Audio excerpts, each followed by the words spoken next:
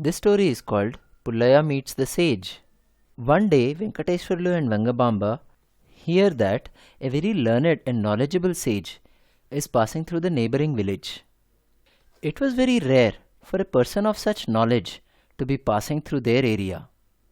Venkateshwarlu and Vengabamba were very keen to meet such a spiritual person. Not only that, they also wanted to invite him to the village so that a discourse on spiritual matters could be done for the benefit of all the villagers. Venkateswarlu discusses this matter with other elders in the village. All the others agree that the entire village would benefit from a discourse from the learned person. They also agree that Venkateswarlu and Vengabamba can host the learned person in their house.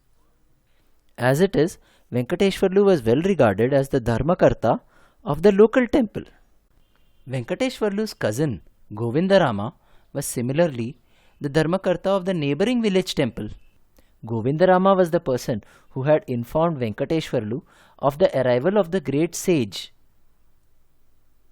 After the village elders agreed that Venkateshwarlu and Vengabamba must host the sage, Venkateshwarlu started making hectic preparations.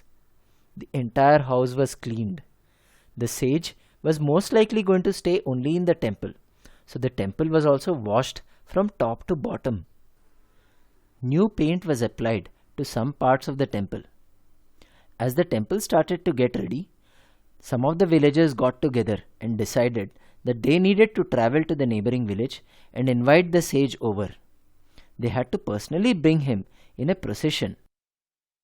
Venkateshwarlu and Vengabamba did not join the procession. They had too many things to arrange in the house and in the temple.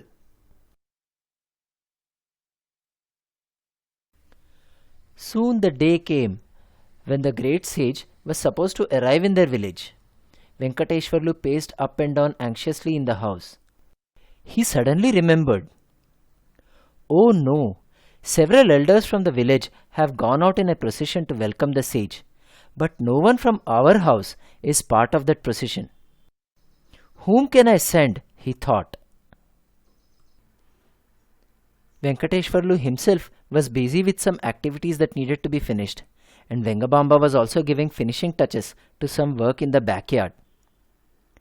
Venkateshwarlu kept thinking who he could send. Suddenly he remembered. "Orey Pullaya, come here," he shouted. Pullaya came running and said, "Yes, master, what do you want me to do?" Venkateshwarlu replied, "Look, you go and stand in the outskirts of the village. A great sage will be coming in a procession. Bow down in front of him, introduce yourself as a person who has come from Venkateshwarlu's house, and bring him here with a lot of respect. Here, take little Chandu also with you." As Venkateshwarlu turns around and goes back into the house, Pullaya asks, "Master, master, how will I recognize the sage? I have never seen him before." Venkateshwarlu responds, "He will be the most regal person and will be walking in the center of the procession.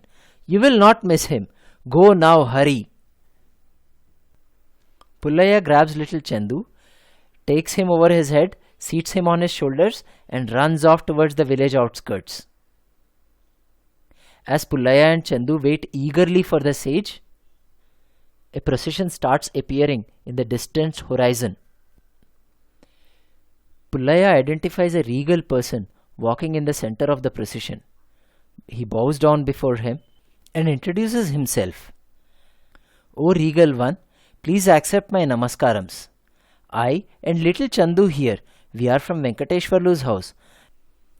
We are here to take you and the procession respectfully towards our house." Pullaya and little Chandu gleefully lead the procession to their house. Venkateshwarlu and Vengabamba run out of their house, prostrate before the sage, and respectfully wash his legs and request him to enter their house. The sage respectfully says, "No, no, I will stay in the temple.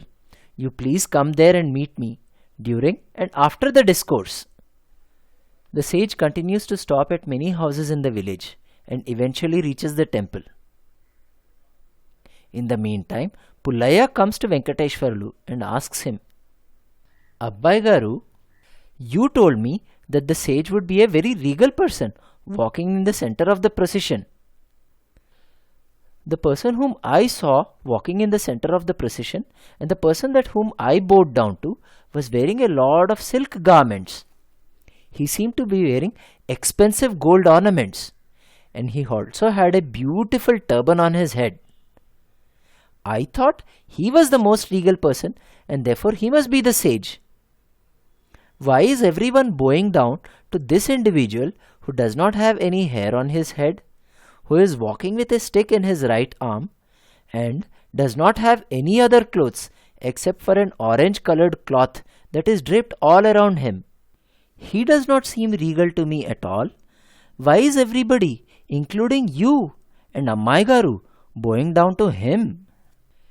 Venkateshwarlu smiles and tells Pullaya, Pullaya, a person who has true knowledge does not have any need for ornaments, silk clothes or great turbans. The person whom you bowed down to was my cousin from the neighboring village. He already told me what you did and we had a hearty laugh.